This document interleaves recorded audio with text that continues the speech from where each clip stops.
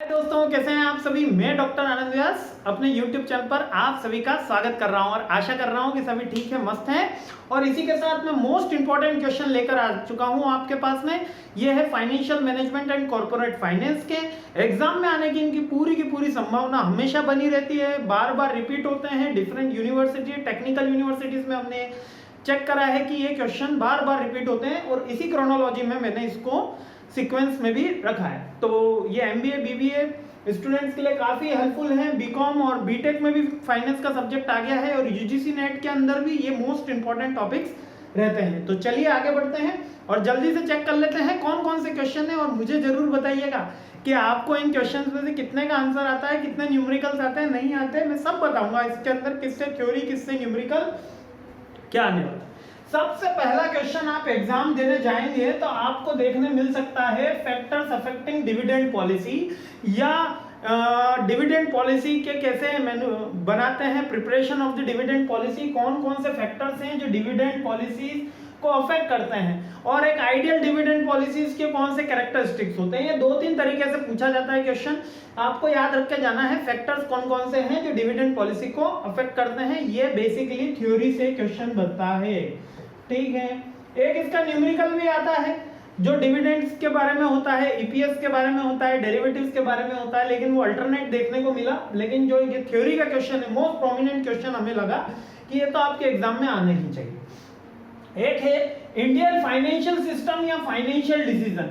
या तो क्वेश्चन आपसे बोलेगा कि explain the financial decision system, या एग्जामिनर आपसे बोलेगा इंडियन फाइनेंशियल सिस्टम को एक्सप्लेन करो, या बोलेगा मैनेजरियल डिसीजन में आप फाइनेंशियल सिस्टम को एक्सप्लेन करो। ये सारे क्वेश्चन का एक ही सारे याद रखना, इंडिया से कुछ को रिलेट करके क्वेश्चन बन सकता है। बहुत चांसेस इस बार इसके अच्छे बन रहे हैं, ठीक है। इंडियन फाइनेंशियल सिस्टम आपको एक्सप्लेन करना है, या फाइनेंशियल डिसीजन, फाइनेंशियल डिसीजन के कौन से पैरामीटर्स होते हैं, क्या इसमें हेल्प ली जाती है, कैश फ्लो, फंड फ्लो की कैसे हेल्प करती है, ये फाइनेंशियल डिसीजंस के अंदर में आता है, ठीक है। एक ईबीआईटी ईपीएस एनालिसिस, इससे न्यूमेरिकल लगभग फिक्स है। लगभग ईबीआईटी और ईपीएस एनालिसिस से न्यूमेरिकल लगभग आएगा।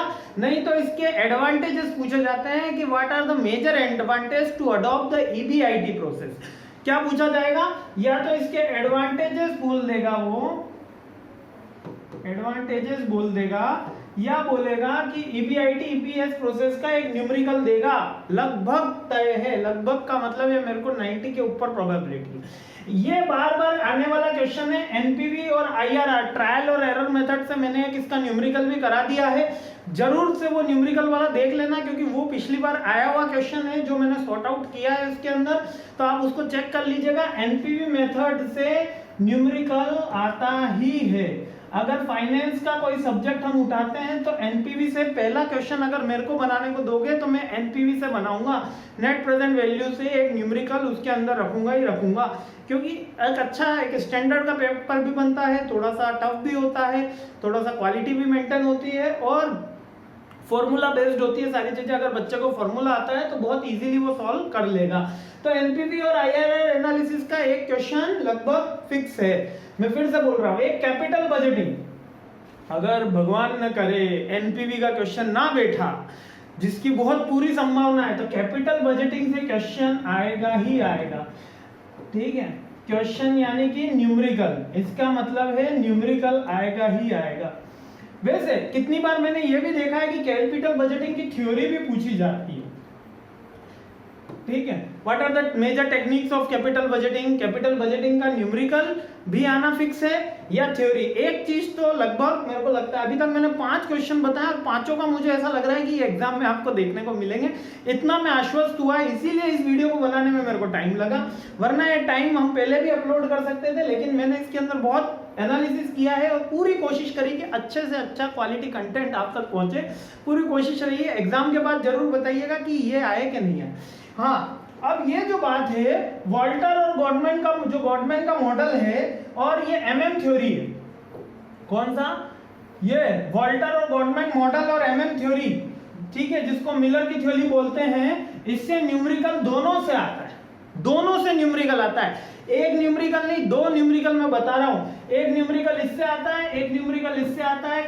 बेसिकली बेसिकली ऑब्लिक में आ सकता है, दोनों में से एक तो आना लगभग तय है, लेकिन दोनों आपकी किस्मत अच्छी रही तो दोनों न्यूमेरिकल दे देगा। और डायरेक्ट इसमें थ्योरी आने की संभावना मेरे को कम लगी, इसके न्यूमेरिकल आने की संभावना ज्यादा लगी। वोल्टर और गवर्नमेंट मॉडल का और एमएम थ्योरी का न्यूमेरिकल अच्छे से देख के जाना, ठीक है।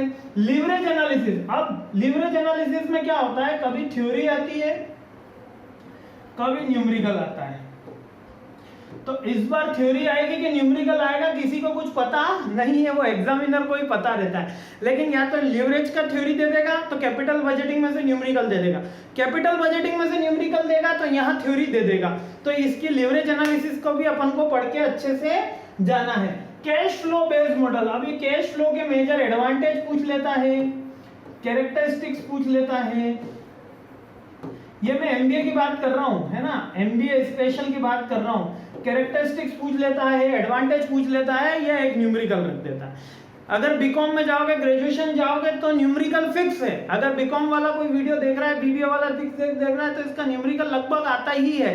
कैश फ्लो, फंड फ्लो में से एक न्यूमेरिकल आ ही जाता है, दोनों की थ्योरी या एक न्यूमेरिकल फिक्स रहता है। पर कैश फ्लो भी एक इंपॉर्टेंट टॉपिक है एमबीए वालों के लिए भी, इसलिए इसकी थ्योरी भी पढ़नी है और इसका न्यूमेरिकल भी पढ़ना है। क्यों? क्योंकि हमेशा ऑब्लिक में आता है या थ्योरी या न्यूमेरिकल। जहां मैं फिक्स था, एमएम मॉडल में मैं फिक्स था कि भैया वहां से न्यूमेरिकल आएगा, तो मैंने आपको न्यूमेरिकल का बोल दिया। जहां मैं अश्योर नहीं हूं, जहां मुझे लग रहा है कि कहीं भी डाउट है, तो मैं आपको दोनों चीज प्रिपेयर करने का बोल रहा हूं। 9th है मर्जर एंड एक्विजिशन, इससे क्वेश्चन काफी कम देखने मिलते हैं, फिर भी मैंने इसको इंपॉर्टेंट लिस्ट के अंदर रखा है। क्यों? क्योंकि अगर एग्जामिनर पेपर पैटर्न बदलने पर आया, क्या करने पर आया, बदलने पर आया, तो मर्जर और एक्विजिशन से क्वेश्चन देगा।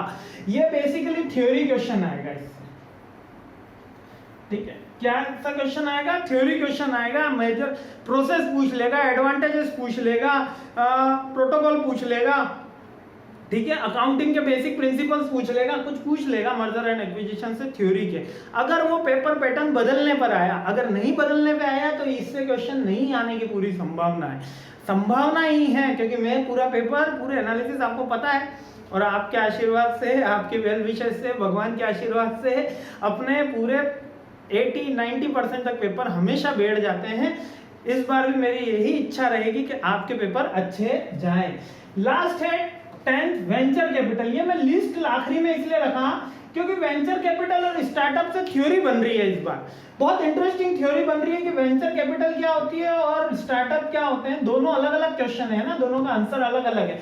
वेंचर कैपिटल क्या होती है और स्टार्टअप अलग अलग क्या होते हैं। एक शॉर्ट नोट्स में थ्योरी आएगी इसमें, ये भी बोल देता हूँ। शॉर्ट नोट्स में अगर लॉन्ग के अंदर आया तो वो वेंचर कैपिटल एक पार्ट में होगा और दूसरे पार्ट में कोई और दे देगा, ईबीआईटी दे देगा, कैपिटल बजटिंग दे देगा, कुछ देगा जरूर, ठीक है। वेंचर कैपिटल अलग है और स्टार्टअप अलग है। स्टार्टअप फंडिंग की बात हो रही है यहाँ पे, स्टार्टअप फंडिंग की बात हो रही है। ये क्वेश्चन 2 बन रहे हैं, इससे याद रखना।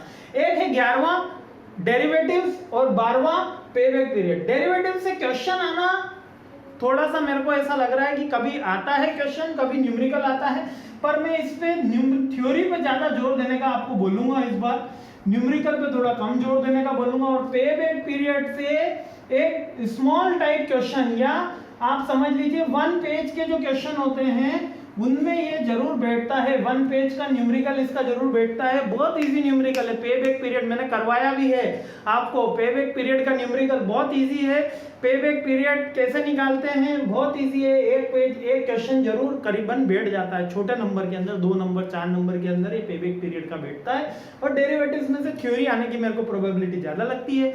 12 क्वेश्चन मैंने बताए, आपको कितने आते हैं मुझे जरूर बताइएगा। Thanks for watching my this video, I really appreciate your time.